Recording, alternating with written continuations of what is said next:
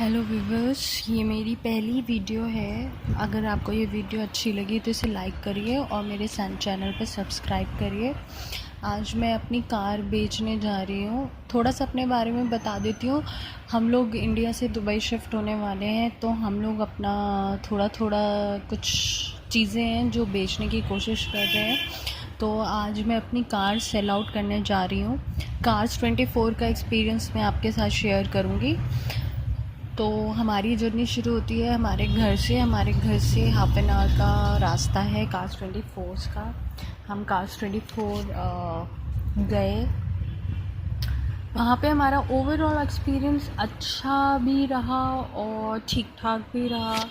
ऐसा जैसे एड्स में दिखाते हैं कि आप आइए कि बाद में सेल आउट कर दीजिए कार, मुझे लगता है ऐसा कुछ है नहीं, क्योंकि कुछ रेट्स में इश्यूज़ आते हैं जो आपको डिस्कस करने पड़ते हैं। उसके बाद आप डिस्कस करते हैं। अगर आप बहुत श्योर हैं कि आपको अपनी कार इस वैल्यू में बेचनी है तो, और कार्स 24 अगर आपको वो प्राइस दे देता है तो you can sell it out there and only, but you need lots of documents with your self.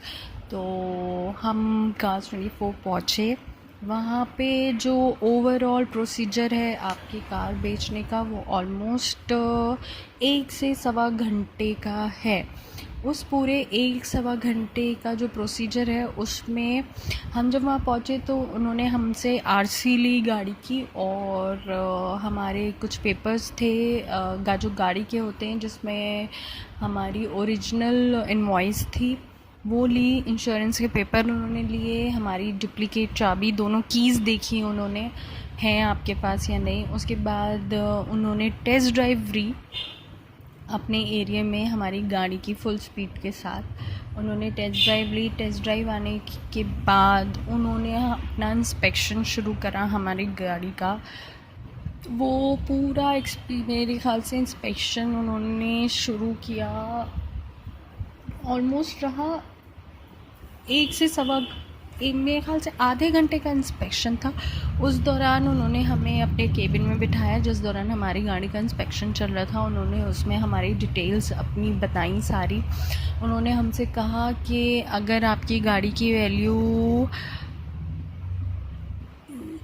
1 lakh के अंदर है तो शायद उनका 1000 रुपये कटता है, और 1 से 3 लाख के अंदर में आएगी तो 3000 रुपये लेंगे, और 3 से ऊपर जाएगी तो वो 5000 का उनका कुछ ऐसे ही कुछ है कि उनके 3 स्लैब्स हैं रेट्स के। तो इस एक सबसे सस्ते में जो स्लैब है उनका सबसे पहला वाला, उसमें 1000 रुपये लेते हैं। उसके बाद नेक्स्ट स्लैब में वो उनके 3000 रुपये कटते हैं, और नेक्स्ट स्लैब उससे ऊपर वाले स्लैब में जो गाड़ी की वैल्यू शायद 5 तक या 5 से ऊपर तक जाती है तो उस पर वो 5000 रुपये काटते हैं। ये उनकी सर्विस चार्जेस है। उसके अलावा अगर आपकी गाड़ी पे लोन है तो वो लोन भी वो वेव ऑफ करा देते हैं। उसके उनके अलग चार्जेस हैं, उसमें वो थोड़ा बहुत करते हैं। वो डायरेक्ट बैंक से आपका लोन करा देते हैं, बट उसमें एक ये होता है कि बैंक से आपको एनओसी आती है। वो जो आपकी वैल्यू आएगी गाड़ी की बेचने का पूरा अमाउंट, वो जो बैंक का होगा वो बैंक को दे देंगे। उसके बाद वो जो बचा है अमाउंट है वो आपको देंगे। उसमें से थोड़ा सा वो विदहोल्ड करते हैं, जस्ट बिकॉज कि बैंक से जो एनओसी आती है वो डायरेक्ट आपके घर पे आएगी, और उस एनओसी के बाद जो अमाउंट उन्होंने होल्ड किया हुआ होगा वो आपको दे देते हैं। तो उनके पास दोनों ऑप्शन होते हैं। अगर आप लोन बंद करवाना चाहें तो आप करा दीजिए, अगर उनसे करवाना चाहें तो उनसे करवा लीजिए। उसके उनके अलग चार्जेस होते हैं। तो ये उन्होंने हमें पूरा प्रोसीजर समझाया। उसके बाद आधे घंटे या पौन घंटे के इंस्पेक्शन के बाद जब गाड़ी का पूरा इंस्पेक्शन हो गया, इसके साथ वो आपको एक लिंक भी देते हैं आपके फ़ोन पे, जिसमें आप देख सकते हैं आपकी गाड़ी की रिपोर्ट। वो हैंड टू हैंड आपको अपडेट भी करते रहते हैं कि क्या इंस्पेक्ट हो गया, अभी आपका इंटीरियर्स चल रहा है, अभी आपका इंजन चल रहा है, अभी आपका एक्सटीरियर हो रहा है, आपकी एसी का चेक हो रहा है। तो ये सारी चीज़ें ऑनलाइन भी वो अपडेट आपको फ़ोन पे ऐप के थ्रू करते रहते हैं।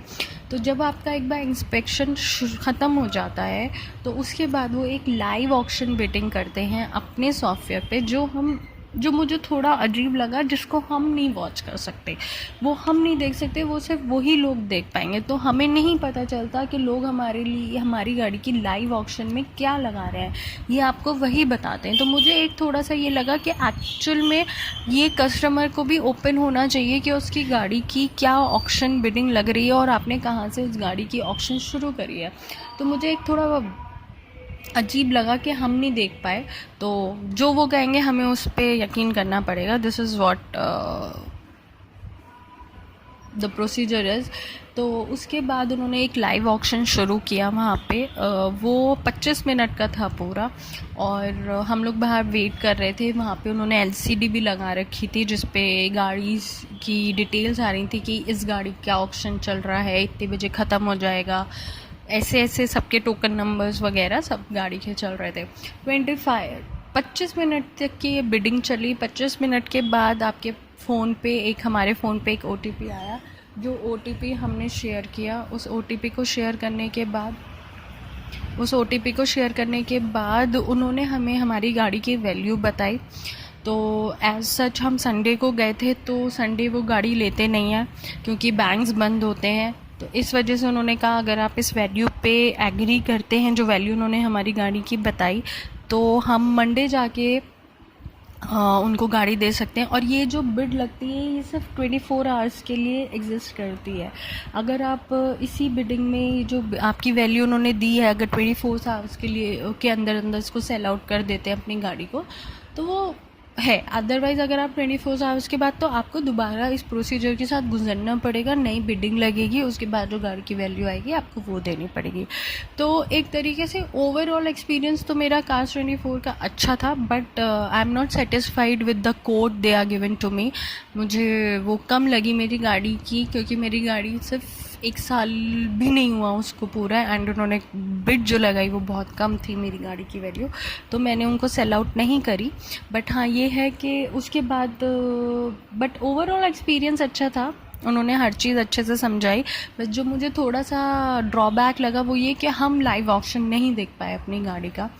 तो आज की वीडियो में यही था कि कार्स 24 का एक्सपीरियंस मेरा ऐसा रहा। होपफुली आपको ये वीडियो थोड़ी इन्फॉर्मेटिव लगी होगी, और अगर आपको अच्छी लगी तो प्लीज़ लाइक करिए और सब्सक्राइब करिए। मैं आगे ऐसी ही कुछ इंपॉर्टेंट इन्फॉर्मेशंस आप लोगों के